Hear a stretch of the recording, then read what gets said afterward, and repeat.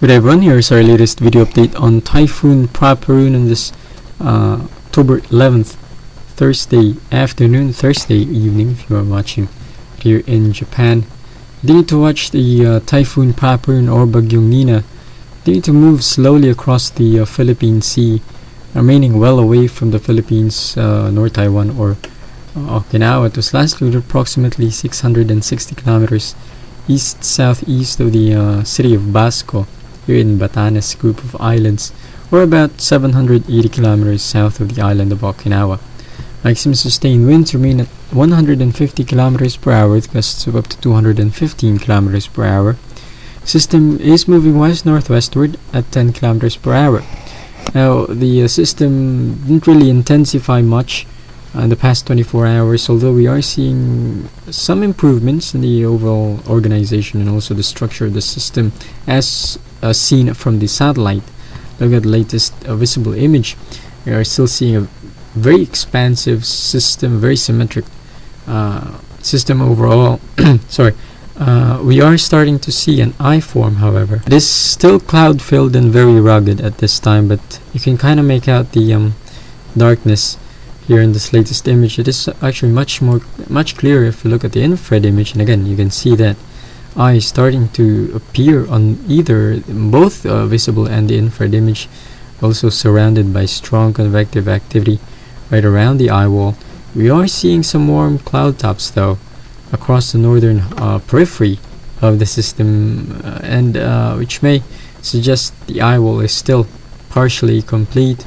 And actually the latest microwave image that we have supports that observation. You can see the latest image here, the eye wall is almost complete. The northeastern side of that, however, is open, leading to, again, the perhaps owing to the lack of convection we are seeing on the infrared. Again, looking at the infrared though, system is too far away from the Philippines, not really impacting the country.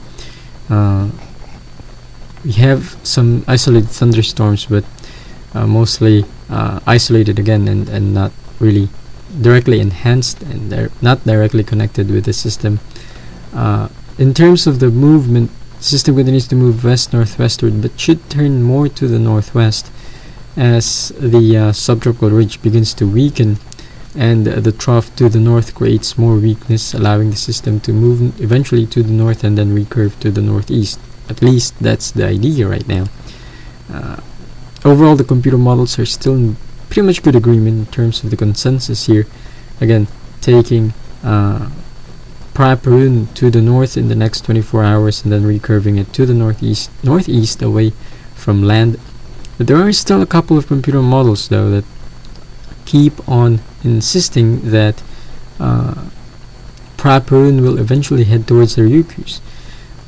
More particularly here, the European model, which is not shown here, actually brings it right near Okinawa by Monday and Tuesday and brings it into Honshu by the early part of next week. So while the consensus is suggesting a recurve to the northeast, there are still some outliers, some models that are still showing a more westward track moving near the Japanese islands. But if you look at the latest forecast from the official agencies, we begin with Pagasa. Most of them are showing a general recurve to the northeast. Joint Typhoon Warning Center again also forecasting a sharp turn to the northeast to occur within the next 24 to 48 hours. Also forecasting this to continue intensifying, especially now that we're seeing the eye wall nearly complete. Still have pretty favorable conditions overall, so system still has a pretty good chance of becoming a category 3 or even a category 4 typhoon in the next 3 days.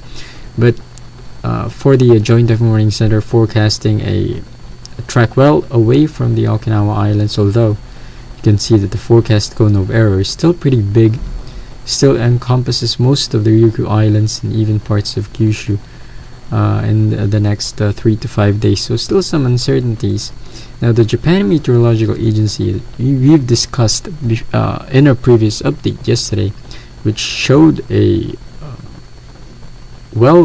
west forecast putting right into the Yayama or the Sakishima Islands, has slightly shifted their forecast once again, but this time instead of taking it towards the Ishikagijima or the rest of the Sakishima Islands, they are now forecasting Prapiroon to move near Okinawa by the early part of next week. So while JMA has shifted their forecast a little bit to the east, it's still well west compared to what the Joint Typhoon Warning Center and what the Pag-asa is showing. So if you look at this, you can see Joint Typhoon Warning Center is moving this typhoon away from Okinawa, and yet we have JMA forecasting a very close pass. We don't know the 6-day forecast, but if you extrapolate that, you could very well bring this right into Okinawa and the rest of the Ryukyu Islands in the next few next week or so. So still some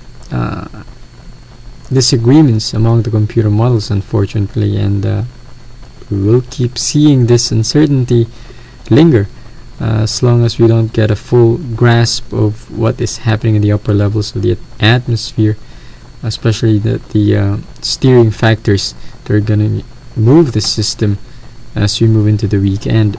So while the consensus does show a pretty good agreement now towards the northeast, keep in mind that much of the Ryukyu Islands is still under the forecast cone of error from both JTWC and also from JMA, so suggest keep closely monitoring the developments of this system. If I take a look at the Western Pacific Basin, looking at the overall tropical activity in this region, of course you have here Typhoon Prapiroon moving west-northwestward.